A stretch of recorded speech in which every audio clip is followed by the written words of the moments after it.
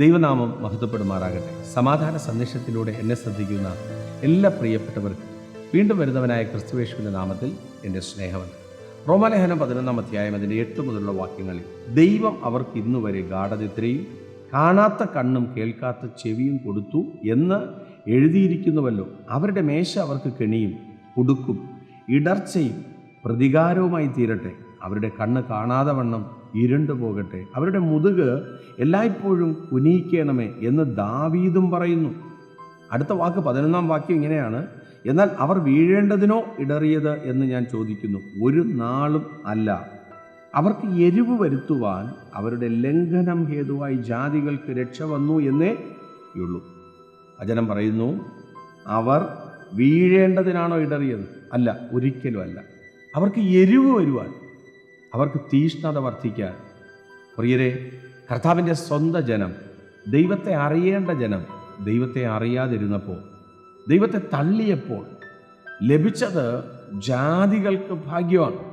വചനം പറയുന്നു, അവർക്ക് എരിവ് വരുത്തുവാൻ അവരുടെ ലംഘനം ഹേതുവായി ജാതികൾക്ക് രക്ഷ വന്നു എന്നേ ഉള്ളൂ. അപ്പോൾ അവരെ തള്ളിക്കളഞ്ഞു എന്നല്ല പറയുന്നതിൻ്റെ അർത്ഥം, അവരെ കൈവിട്ടു എന്നും അല്ല പറഞ്ഞതിൻ്റെ അർത്ഥം. എൻ്റെ ഫസ്റ്റ് വാക്യം നോക്കിയേ: അവർക്ക് ഇന്നുവരെ ഗാഢനിദ്രയും കാണാത്ത കണ്ണും കേൾക്കാത്ത ചെവിയും കൊടുത്തു. ആര് കൊടുത്തു? ഈ ഭൂമിയിൽ എന്ത് നടക്കുന്നതും ദൈവം അറിഞ്ഞിട്ടാണ്, ദൈവം അനുവദിച്ചിട്ടാണ്. ദൈവമാണ് അവരുടെ കണ്ണിനെ പൂട്ടിയത്, അവരുടെ കാതിനെ അടച്ചത്.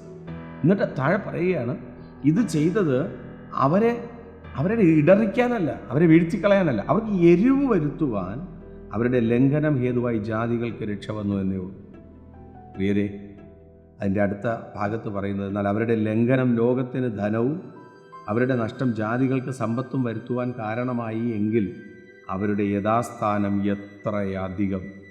ഈ സന്ദേശം കേൾക്കുമ്പോൾ പ്രിയരെ, നമുക്ക് ലഭിച്ച ഈ വലിയ രക്ഷ, അതിൻ്റെ മഹത്വം, ദൈവത്തിന് നമ്മോട് തോന്നിയ മനസ്സലിവ്, ആ കാൽവരി ക്രൂശിൻ്റെ ചുവട്ടിൽ അവിടെ നിന്ന് മാറിപ്പോകാതെ എന്നെ കൈവിടരുതേ എന്ന് പറഞ്ഞ് കരയുന്ന, നിലവിളിക്കുന്ന ഒരു വ്യക്തിയെപ്പോലും തള്ളിക്കളയാതെ ആ ക്രൂശിൻ്റെ ഒരറ്റത്ത് കിടക്കുന്ന ഒരു കള്ളൻ കർത്താവിനോട് ചോദിക്കുന്നൊരു ചോദ്യം: നീ രാജ്യത്വം പ്രാപിക്കുമ്പോൾ അതെന്തുകൊണ്ടാണ്? തെറ്റ് മനസ്സിലാക്കി ഞാൻ ആരാണ്, താൻ ചെയ്തത് എന്താണ്, തനിക്ക് ലഭിക്കേണ്ട ശിക്ഷ എന്താണ് എന്ന് ഗ്രഹിച്ചിട്ടാണ് ചോദിക്കുന്നത്. കർത്താവേ, നീ രാജ്യത്വം പ്രാപിക്കുമ്പോൾ എന്നെ കൂടെ ഒന്ന് ഓർക്കണം. കർത്താവിൻ്റെ മറുപടി: ഞാൻ രാജ്യത്വം പ്രാപിക്കുമ്പോഴല്ല, നീ ഇന്ന് എന്നോടുകൂടെ പർദീസയിലിരിക്കും.